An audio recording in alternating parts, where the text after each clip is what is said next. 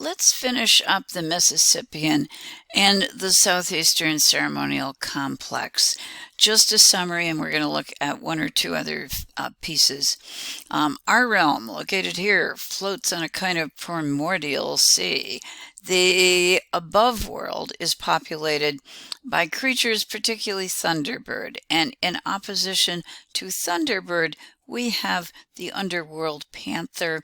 And I'd like you to take a look over here. We also have a turtle, which plays a prominent role in the underworld, and it's also associated with fertility as well. The Axis Mundi connects all of these levels and allows us to communicate from one zone to another. If you take a look at the map, I'd like you to see how large the Mississippian influence area is, and along with that, the ceremonial complex and cosmic worldview that we're just talking about. That means that going all the way down to Florida and up the East Coast, this worldview is shared. I had at least one person express an interest in studying Native Americans in this particular region, and I would like you to be aware that this is the cosmology that belongs to, generally speaking, that belongs to the peoples who lived there. This cosmology also is to some extent shared throughout the entire United States, as we'll see in just a moment. Let's go to my last sample for the Mississippian peoples directly. This is a pretty famous piece. It's called the Colusa Cat. What it is, we believe, is an underwater panther. It's carved out of buttonwood, a kind of hardwood, I think, carved very close to the period of contact. It stands about 6 inches in height. It is a composite human and feline being, and if this were in Mesoamerica, I'd be jumping up and down right now saying, this is a transformation figure. This is a human turning into a shaman. And while that might also apply here, what is more likely, because of the association with Mississippian worldview, is that we're actually looking at an underwater panther, that figure that tends to guard the portal of the underworld. The Colusa were folks who did share in Mississippian ideas. They happened to live on shell mounds in huts above the water. They were very protective of their territory, and they were also very warlike. In 1521, Ponce de Leon lands here and is almost immediately, he and his party are attacked by warriors. He is hit by a poison dart, and he is going to later, we understand, die in Cuba as a result of that wound. Unfortunately, or sadly, European diseases, however, brought by this contact are going to destroy the Colusa. They do leave behind archaeological remains, and this is one of the premier examples of that. In the late 19th century, there was an excavation which retrieved objects from the underwater muck area of a kind of pond, and this was oxygen free, so everything wooden like this was protected down there. It was brought up, and it has been preserved. It is a pretty dynamic image with curving lines, the legs kind of creating a curve that is echoed in the continuous curve of the, I guess I can call them paws and arms, that continue around, having a kind of sense of energy that's made this a pretty successful depiction, and also a depiction that's associated with, it's one of the highlights of works by Native Americans coming out of Florida. We also believe that it is an image that is a figure of the cosmology of the Mississippian period, the panther who rules below in the underworld, who functions in opposition, think duality, with the Thunderbird up in the sky. And this contest between the two of them tends to energize the realm of humans. Humans attempting to maintain a balance and to tap into the powers and the energies of both of these realms. I'd like to end with a reminder that this iconography, this belief system, this cosmology, is shared throughout the United States, that it's not limited to Mississippian regions, that there is an underpinning that is fairly universal throughout all of North America. And I think we can see that here. This is Anishinaabe, and I do promise you don't have to learn to spell this one. It is a shoulder bag. We have it in our book, 321. It's made out of leather or animal hide, moose hair, porcupine quills, and that's what's forming the base of the decoration. Deer hair and metal cones that help to hold the hair into position. The Anishinaabe people are a group of different tribes, so we're just going to look at them in passing. They were originally associated with the East Coast region, but they're going to migrate, in part due to being pressured out of the region by other groups, as well as by treaties dealing with Europeans and relocation, splitting them into regions of Canada and into Midwestern states generally today as well.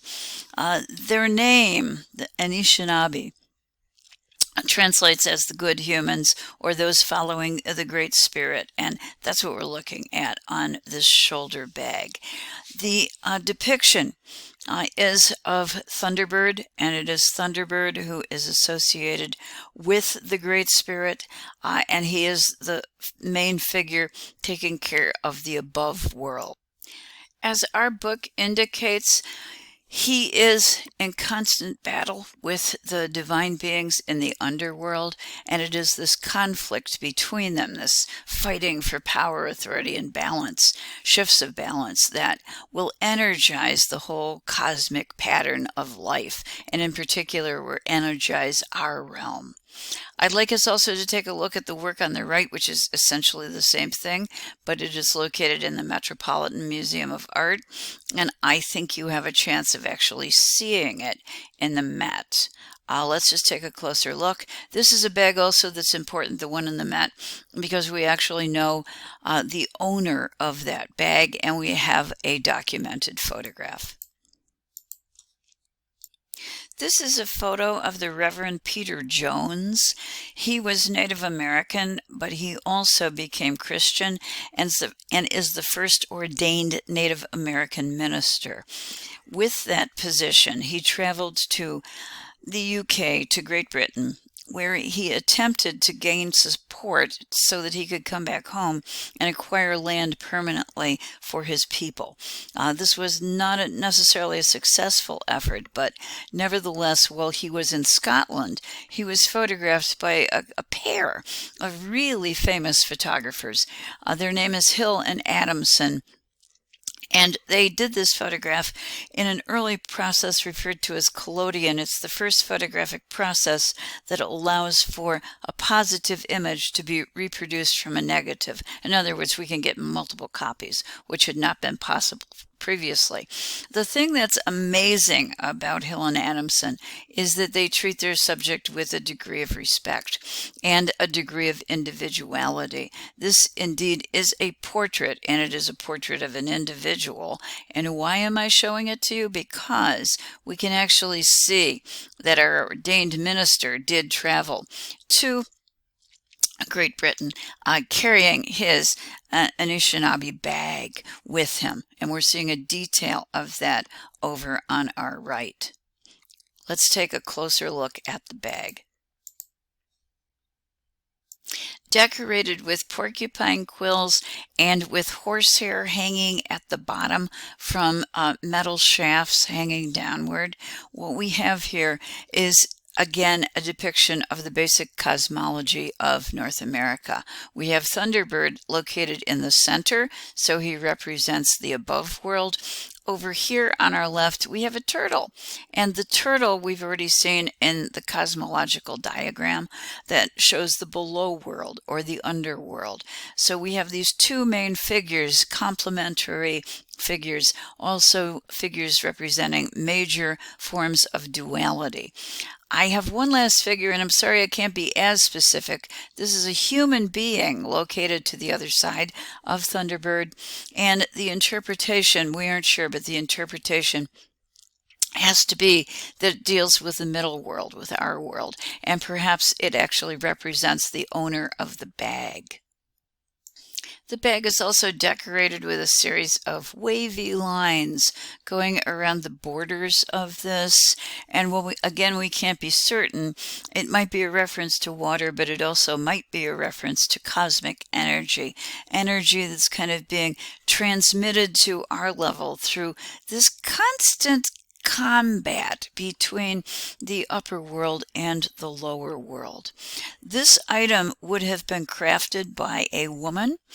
It would have been woven by her. It would have been dyed. It would have been planned and decorated and woven and created. And it was then given to most likely her husband, but it is a male item of apparel. So essentially what we're looking at here is a man purse that has a drawing on it in porcupine quills that have been placed there on top of leather. This would be an item that you would carry your personal possessions, and that would probably include amulets. Think something along the lines of a small fetish that would be able to protect you and provide you with power. This is a later shoulder bag. It comes from the northeast, from the Delaware, or from the Lenape. It's very similar to figure 3.25 that we have in our textbook, and I would like you to look at the video from the Khan Academy that discusses that particular shoulder bag.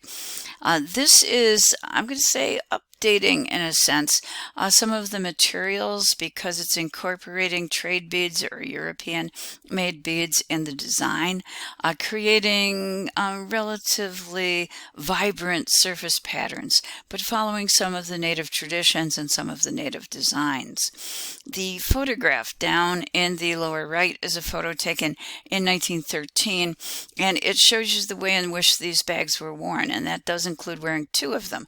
So it would have been pretty impressive in terms of indicating your status and rank within society. In other words, this is a pretty big fashion statement to be made. I would like to finish with a comment that this particular photograph is not really a portrait. It instead is a type. It depicts an Indian, a Native American, wearing his traditional garb. And that is an important distinction to make because the photographer is not treating this person as an individual, the way in which Hill and Adamson did with our Reverend in the earlier photo that we looked at. That matters because photography, particularly in the 19th century, is going to shape attitudes about Native Americans. And I'd like you to be thinking about that because in our next week, I'm going to be spending a little bit of time talking about the photographs of Edward Curtis, who was tremendously influential in shaping American views of indigenous peoples.